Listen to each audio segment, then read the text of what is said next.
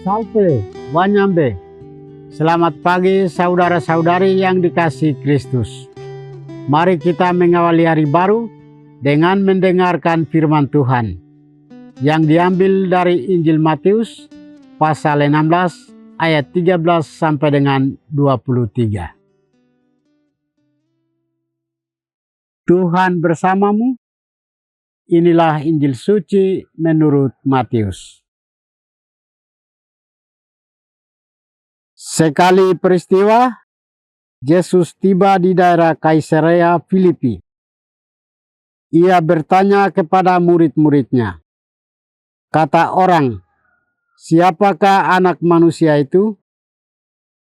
Jawab mereka, "Ada yang mengatakan Yohanes Pembaptis, ada juga yang mengatakan Elia, dan ada pula yang mengatakan Yeremia atau salah seorang dari para nabi." Lalu Yesus bertanya kepada mereka, "Tetapi apa katamu? Siapakah aku ini?" Maka jawab Simon Petrus, "Engkaulah Mesias, Anak Allah yang hidup." Kata Yesus kepadanya, "Berbahagialah engkau, Simon anak Yunus, sebab bukan manusia yang menyatakan itu kepadamu, melainkan Bapa-Ku di surga. Dan aku pun berkata kepadamu, engkaulah Petrus, dan di atas batu karang ini akan kudirikan jemaatku, dan alam maut takkan menguasainya. Kepadamu akan kuberikan kunci kerajaan surga. Apa saja yang kau ikat di dunia ini akan terikat di surga. Dan apa saja yang kau lepaskan di dunia ini akan terlepas di surga." Lalu Yesus melarang murid-muridnya memberitahukan kepada siapapun bahwa dialah Mesias. Sejak waktu itu, Yesus mulai menyatakan kepada murid-muridnya bahwa ia harus pergi ke Yerusalem dan menanggung banyak penderitaan dari pihak tua-tua, imam-imam kepala, dan ahli-ahli Taurat, lalu dibunuh dan dibangkitkan pada hari ketiga. Tetapi Petrus menarik Yesus ke samping dan menegur dia. Katanya, "Tuhan, kiranya Allah menjauhkan hal itu. Hal itu sekali-kali takkan menimpa engkau."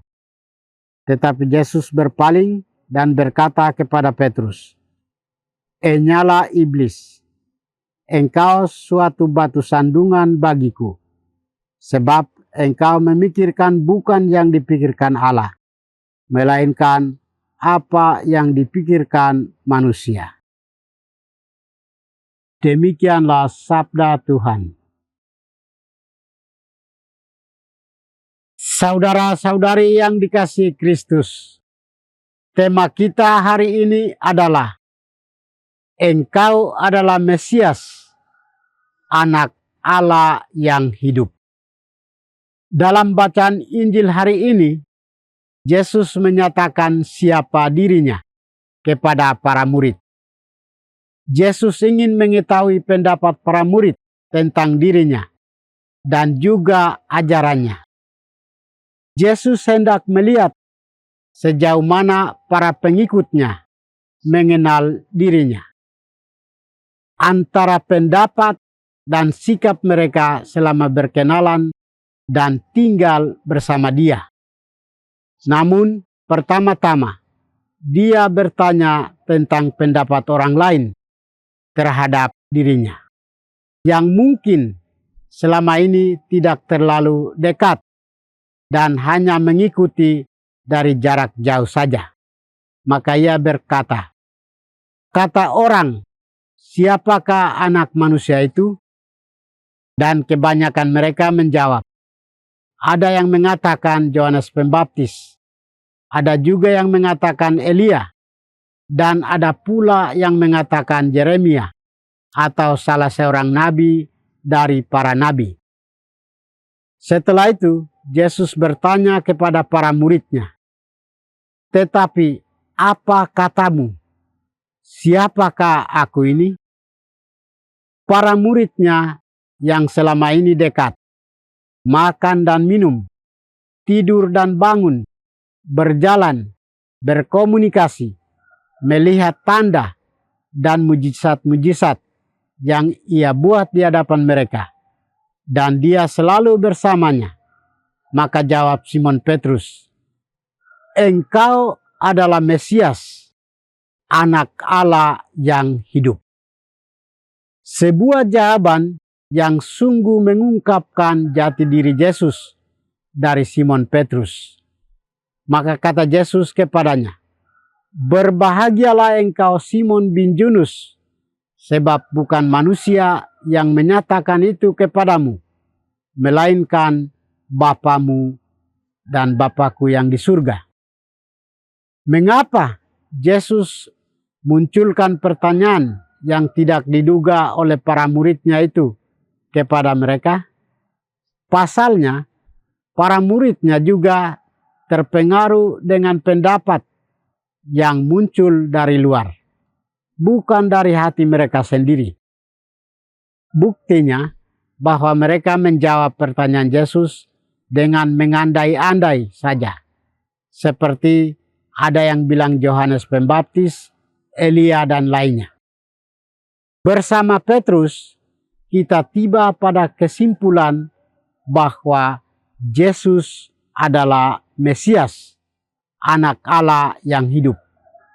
Dia datang ke dunia untuk menebus kita dengan jalan kematiannya di kayu salib, meskipun tidak dapat diterima oleh akal Petrus. Kematian bagi Tuhan Yesus bukan berarti kekalahan atau kegagalan, melainkan kematiannya justru mengalahkan maut dan dosa. Di satu sisi, Yesus menetapkan Petrus sebagai pemimpin gereja semesta. Kepemimpinan Rasul Petrus tidak menunjukkan pada kekuasaan dunia. Dia diserai tahta kepemimpinan dalam gereja untuk sungguh-sungguh melayani dan menggembalakan domba ke padang rumput yang hijau. Petrus dikaruniai takhta untuk menghubungkan dunia dan surga. Dan aku pun berkata kepadamu, engkau adalah Petrus, dan di atas batu karang ini aku akan mendirikan jemaatku, dan alam maut pun tidak akan menguasainya. Kepadamu akan kuberikan kunci kerajaan sorga. Apa yang kau ikat di dunia ini akan terikat di sorga, dan apa yang kau lepaskan di dunia ini akan terlepas di surga, kata Yesus.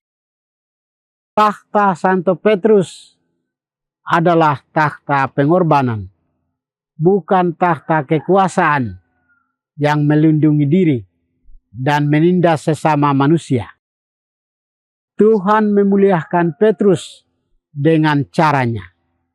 Ia memberikan status yang baru kepada Rasul Petrus, yaitu dari hamba dosa menjadi anak Allah, memberikan benih hidup kekal dalam hati orang tersebut. Benih hidup inilah yang memungkinkan Rasul Petrus bertumbuh dalam kehidupan rohani dan berproses dalam kesucian menyerupai Kristus.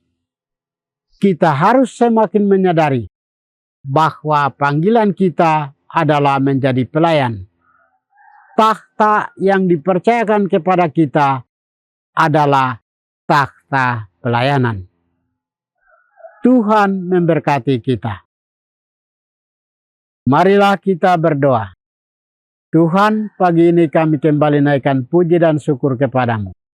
Terima kasih sudah menjaga kami saat kami tidur maupun bangun. Terima kasih untuk udara sejuk dan segar pagi ini. Kami mohon, bukalah mata hati kami, agar kami mampu memandang kemurahan dan karya-Mu. Mampukan kami agar kami boleh memuji dan memuliakan-Mu melalui pekerjaan dan pelayanan kami hari ini. Bukalah hati kami agar kami menyadari kesalahan kami dan bertobat. Semoga dengan rendah hati kami menerima rahmat-Mu yang tinggal dalam hati kami. Kristus terang dunia, berkatilah keluarga kami. Jadikanlah kami alat kasih-Mu dan pantaskanlah kami menjadi hamba-Mu yang setia. Demi Kristus Tuhan dan pengantara kami. Tuhan bersamamu. Semoga kita sekalian, orang-orang yang kita kasih dan doakan, seluruh aktivitas kita hari ini dibimbing, dilindungi, dan diberkati oleh berkat Allah yang Maha Kuasa, Bapa dan Putra dan Roh Kudus.